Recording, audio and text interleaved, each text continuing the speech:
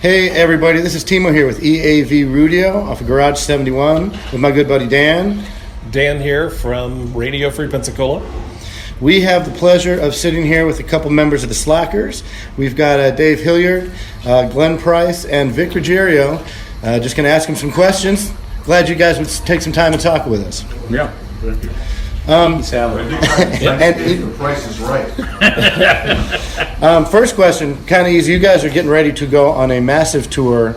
North America, I saw some Europe dates on all this stuff. Any particular reason that you are starting your tour in Atlanta?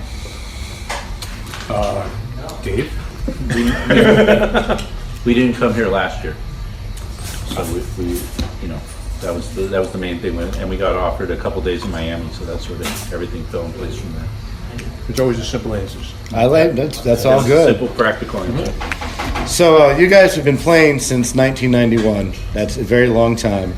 You're synonymous with ska, rocksteady, reggae, dub, soul, garage rock, and jazz. Jamaican rock and roll, I believe, is one term that you phrased. I don't know if I coined that phrase, but somewhere along the line. Somebody did, and you guys owned it. Yeah. So my question is, you guys have been playing for about 28 years now. What has changed, and as a band, what different outlooks do you have when you're going on tour? Well, we found out that the bass player thinks he's unemployed today. That was interesting.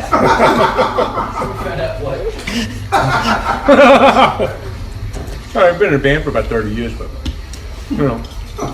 it's like, it's tough being unemployed. And I'm like, are we unemployed? Would you guys, speaking of unemployment, have any advice for any of the younger bands today trying to start out? It's a lot of work with being unemployed. My dad used to think that I just wanted to be a musician because I was a drug addict. And then he found out that I wasn't doing drugs. And then he said, my God, you really work too hard. And that was about 25 years ago. And it's been like pretty much nonstop. We should do things like,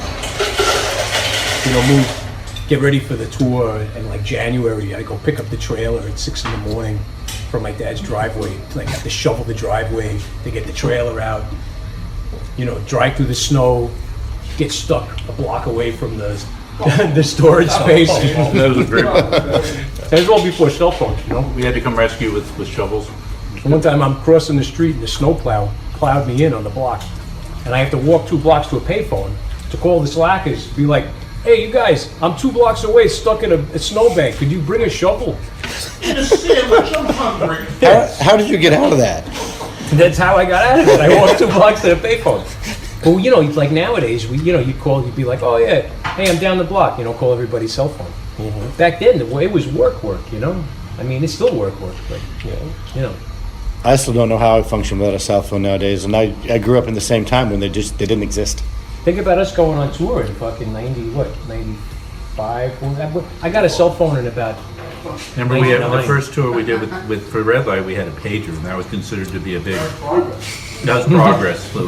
You were big time. The record label. Pull over and You're like, on a payphone and make phone calls. Yeah. If they weren't there, you had to pull over like 20 minutes, a half hour later, just keep trying. And we had phone cards and all those phony phone numbers, those calling card numbers and all that kind of thing. Carrier pigeons in the back of the van. Carrier pigeons. It was. See, I understand everything you guys are saying, but half of the people that listen to my show probably have no idea what you're talking about. Yeah. Because they're all so young.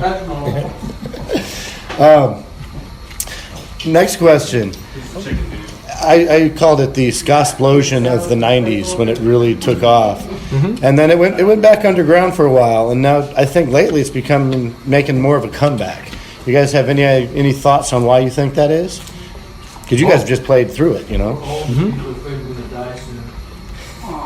Have you ever come back? What are you looking at me for? I mean, sure. Dave's got his finger on the pulse of the kids. Because you have a 14-year-old kid. Yeah. I don't know. I'm still walking around like chicken, right? I tell people like, I played. Yeah. Oh yeah, thank you. Like, I play reggae, and I play some old Jamaican music, and then people will say, do you play ska? Why didn't you say you played ska? And I'm like, did I say I played ska? I just told you I play old reggae and some Jamaican music from the 60s. Because, we get sick of being thrown in the same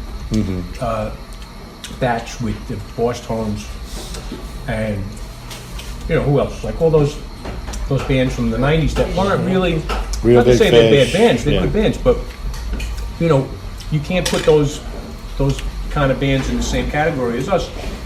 In some ways, we got more in common with a blues band, or a 60s, R&B band or something like. I think nowadays we probably have more in common with what people would call blues, right? Horns and stuff like B.B. King was on tour. I would not disagree with that. Yeah, No, I get the connection. I was listening to your 2016 album today as I was working, and I was thinking, wow, these guys are going into Desmond Decker territory. This is really good sounding traditional stuff. I really enjoyed it. yeah, and we always loved that stuff, but it's not that it got a whole lot of attention. I think between us and Hepcat, we were the two bands that really gave a shit about trying to capture that, that sound. And now there's some younger bands that try to do it. Like when that Frighteners band recently, they put out a record last year or 2 years ago. Steady 45s. Steady 45s really care about playing an old 60s kind of sound. I saw them at the Supernova Festival. Yeah, they were great. Yeah.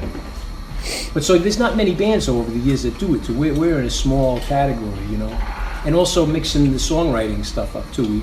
We don't just write, things that could have just been calypso songs. We write songs that could be 60s rock or something, or whatever. We write any kind of songs. Well, speaking of writing, we're going to get all, not really depressing now, but we're going to bring it down a little bit. Your latest single was a song that you wrote with Tim Armstrong about 20 years ago that you guys redid, right? Called Wrongful Suspicion. Yeah. A question regarding that, I like the new version that you guys have put out on that single. Sounds great. My question, though, is what are your thoughts on it still being relevant 20 years later? Yeah. Well, back then, when we wrote that song, Rancid was really into conspiracy theory, right? They had this book called Behold the Pale Horse on tour with them. And we were like driving ourselves crazy about like, oh my God, the moon landing is a fake, And did you know about Hitler's living in New Mexico? He's been, look, they got pictures of him riding a pickup truck. And, so we wrote this song, we wrote a bunch of songs like based on that stuff. And of course I knew that they were going to bite whenever I brought up the conspiracy stuff. So I wrote 2 or 3 songs about that stuff. And it was really fun. But the scary thing is that, you remember the first time you heard the term New World Order, right? Mm-hmm. I mean, yes. I remember that was when George Bush the first was in, Right. power. And it was like, get out of here, New World Order. He really said it. He said New World Order in a speech. And now it's like, oh, really? So was it really that much of a conspiracy theory? I mean, it seems like it happened, a one world bank, monetary system, all that kind of stuff that they talk about. So it's kind of like, I don't know what good our protest songs do. I don't think they do shit. But, it's good to have people talking about it at least. Starts a conversation, hopefully. Well, hopefully, the power is supposedly in the hands of the people at some point. Whether we got, picks and shovels and pitchforks, that might be where it's at some point. So with that single, you guys released that October, Yeah, I believe? I think. Last October. Are there any plans for any further just original music by the Slackers coming out soon? Or? Yeah, we got some stuff coming out. Should be out in the fall. We got a single of instrumental music coming out on a label called Names You Can Trust. And then we got another single coming out in Europe, out of Denmark in the fall too. And that should be, available in the States eventually. And then we've just been working on a bunch of new stuff too, finally. So, What songs are those? Way of a Woman, and then Baba Roots, and 150 Seconds. Oh, Nico's putting out that, right? No.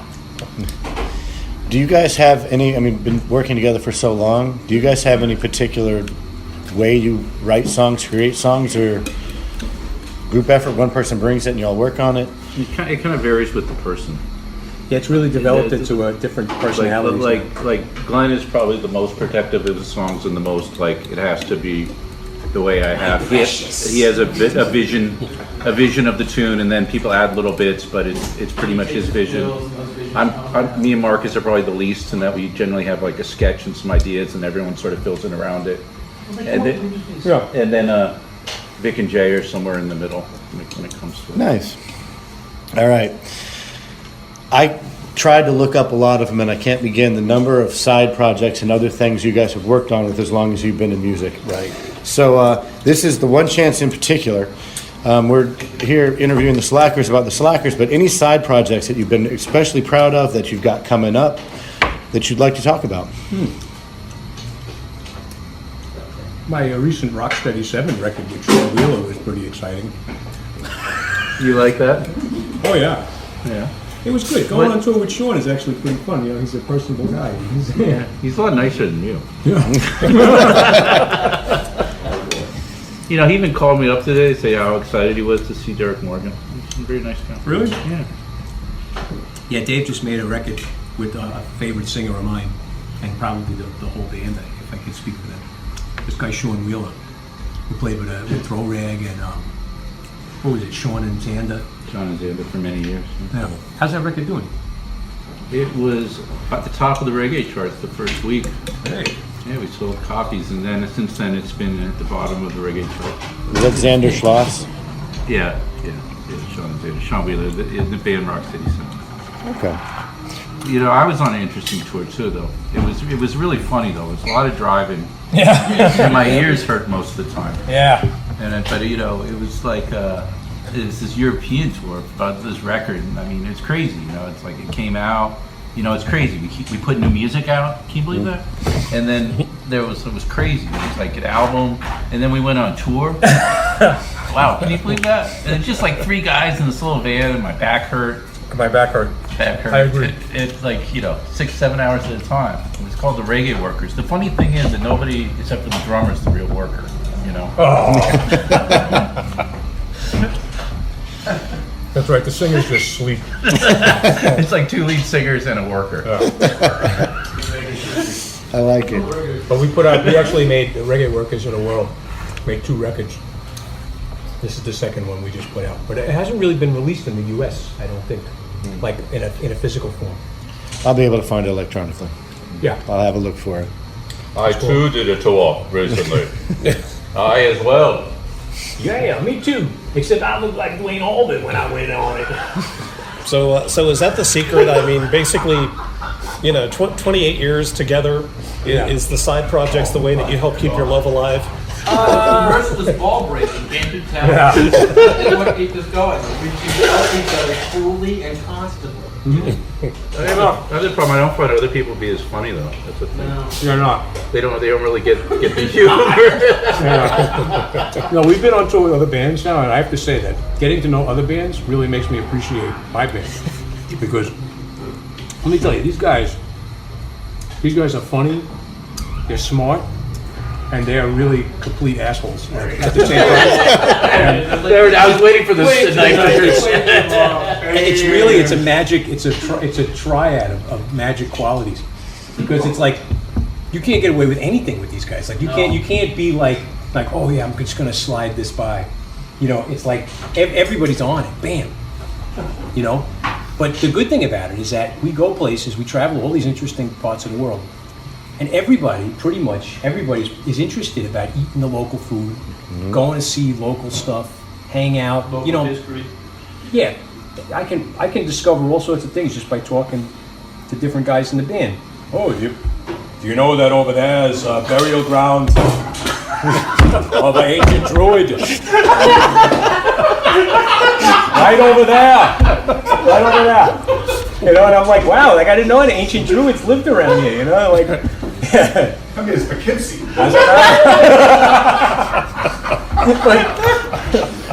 But that's the thing. So it's like, you know, it's actually really good. Some bands I'm finding out like they go on tour in Europe, but they eat Burger King the whole time.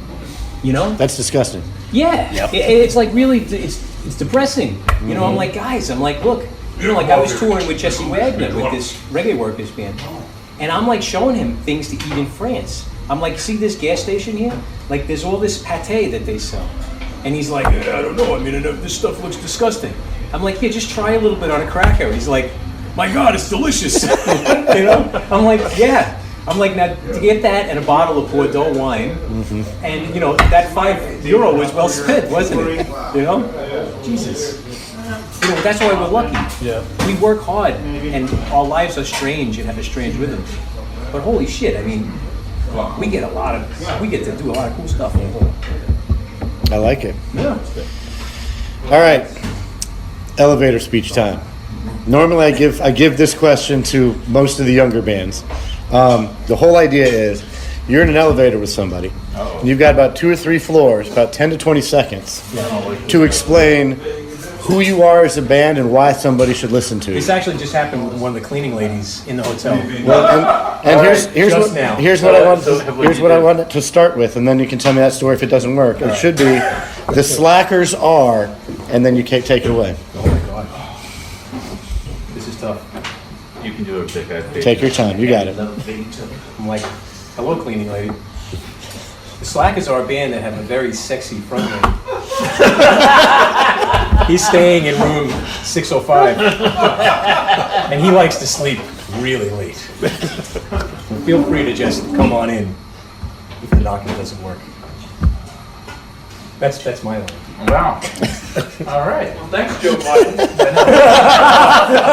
I predict a fruitful political career for you. No, that's No, what do you always say about it? Like I said, when somebody asks, "Oh, what band you playing?" I say, "Yeah, I play in a band. We play reggae, but we don't play dancehall. You know, we play old Jamaican music that comes from the '60s. You know, and it's a lot more like blues and R&B. And the key word that I always use is boogie woogie, because it seems like that works on old people and confuses young people. It's like one of those things that like, huh? Are we stuck permanently in the elevator? And it's onomatopoeia. Dave, what do you say? No, I don't say anything. You just said it for me. Dave goes, look at the purple feather in my hat, Dave. By the way, Nice purple feather, Dave. One last thing I wanted to touch on. Now I don't have to say it. We both, because we met on the Flogging Molly cruise, saw you guys on the Flogging Molly cruise as well. We always share all of our stuff with the Flogging Molly shipmates. Is there anything you would like to say to any of the shipmates, past, present, former? If there's nothing, that's fine. Just curious, is there anything you'd like to give a shout out to the Flogging Molly shipmates? That cruise was so much fun. The Shinehead moment was probably the highlight. Yeah, when he came and sat in on Wasted Days, that just came up because I guess it was a year or two ago.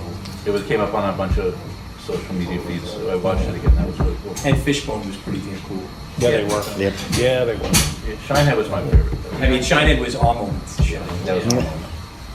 Wow, that was amazing. Anybody else's moment? They took away my rice cooker. What? And then they gave it back to me at the end of the tour. I was like, you know, All I was our merch. I was looking forward to cooking rice in my room. And I put all this extra brown rice with me and everything. And then I'm like, what did I leave the rice cooker in the van? And then I get a note like 2 days into the cruise. Oh, by the way, your rice cooker is been confiscated, and you'll get it back on your way out. I was like, you gotta be kidding, man. Well, I'm glad you got it back at least. Yeah, I got it back. Yeah, seriously. And really, you didn't suffer the worst of it. Last year, I talked to the lead singer of a band I will not name. Yeah. Walked up to him, said hello, said, hey, can I get, just anything out of you? But he said, man, they took my weed. They took my weed. I'm pissed. I just got to go. Like, okay, all right. So, Yeah. Would you guys, if they ever asked you back to do the cruise again, would you guys be interested in doing that? They'd have to offer me a lot of money. Well, you didn't like it? You were doing it? It was claustrophobic to get on that boat for 3 days. I didn't realize that I like to get out as much as I do, but holy shit. Like, I kept just doing loops around that fucking boat, and I was like, it was driving me nuts. I was really concerned about that before we did it. Like, I was really concerned I was going to freak out after a couple of days. But I had a great time. I was concerned I'd leave with some Bunch of babies on a boat. Wine, Fucking. Up here in New Slide into the England, Caribbean, God forbid. You know, It's I- terrible. up here in New England, we are Los seafarers Angeles. and Yeah, pirates. yeah, We yeah. are the Yeah. At the age of 4. All I can say is I'm glad. I'm gonna keelhaul you if you don't shut up. Leap into the ocean with a knife between his teeth and come back with the baleen of a right whale.